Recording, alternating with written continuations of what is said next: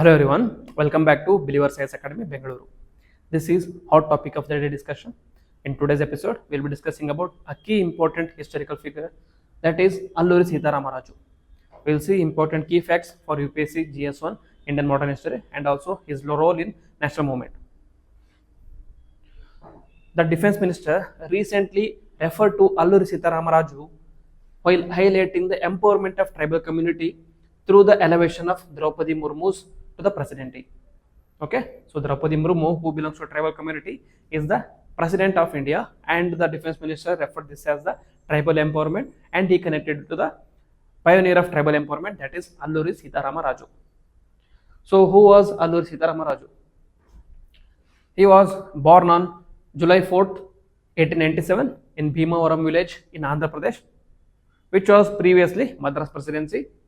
He died on 7th May 1924 and he was executed by British at Koyuru village, and his tomb is located at Krishna Devi Peta near Visakhapatnam, and he was famously called as Manyam Veerudu, meaning the hero of the jungle, so which was used in many Telugu songs as well, and recently he served as the inspiration for the RRR movie. The role of Ramchandra Teja is based on Alluri Sitarama Raju.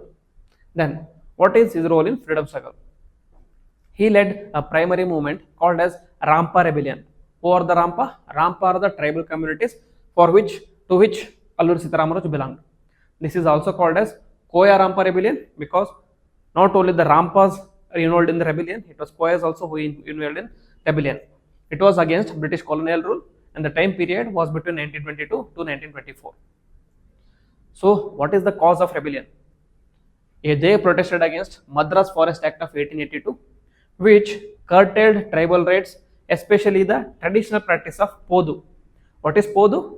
Podu is nothing but slash and burn technique of farming, or simply shifting cultivation, which is also known as zoom cultivation in India, aimed to restore tribal autonomy over the forest resources. Previously, tribes had a autonomy or ownership over the resources, which was curtailed by the British through their intervention policies. So they wanted to bring back or restore their autonomy over the resources. Then tactics and the strategy, because British were the mighty empire, whereas tribals were a minuscule compared to British, both in size, resources, as the quality and quantity in every aspect. So they couldn't take British head on. So they used many other tactics, such as they mobilized Adivasis, farmers, and local sympathizers, and they adopted guerrilla warfare tactics in the hill regions of the present day Alluri Sitarama Raju district. What is guerrilla tactic? That is hide and ambush. Okay, that is hiding and ambushing the opponents, which was also used by Shivaji, which was also used by recently by the Vietnamese against America in Vietnam War. So this is used normally when the opponent is too strong and your number is outnumbered. You are outnumbered. Okay. Then they drew inspiration from non-cooperation movement, which is hard to believe, but initially they were peaceful. They wanted non-violent movement on the Gandhian ideals. They followed temperance, boycott of British courts in favor of panchayat justice, and also they operated under the guise of non-violent leaders while preparing for an armed uprising. Okay, we will be non-violent, we will follow temperance, we will boycott, and we will follow Gandhian ideals. But if our demands are not met, if the Britishers are again exploiting our resources, then we are going to rise up in arms. Okay, so that is how most of these rebellions were armed in nature. So what is the legacy and recognition? Okay, so he was so scary, or he was so troublesome for the British, that British grudgingly acknowledged him as brilliant guerrilla tactician, and British authorities reportedly spent over 40 lakh rupees.